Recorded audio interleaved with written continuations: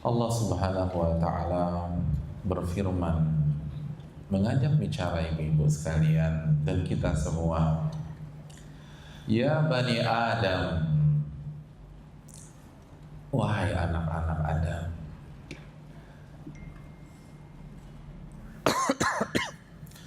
qad anzalna 'alaikum libasa, kami telah turunkan pakaian untuk kalian. Kami telah turunkan pakaian untuk kalian. Apa fungsi pakaian yang Allah turunkan, yang Allah syariatkan bagi ibu-ibu sekalian? Yuwari sawatikum warisha. Allah Subhanahu wa taala berfirman,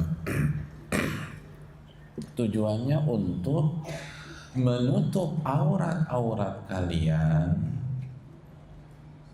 dan sekaligus menjadi perhiasan bagi kalian.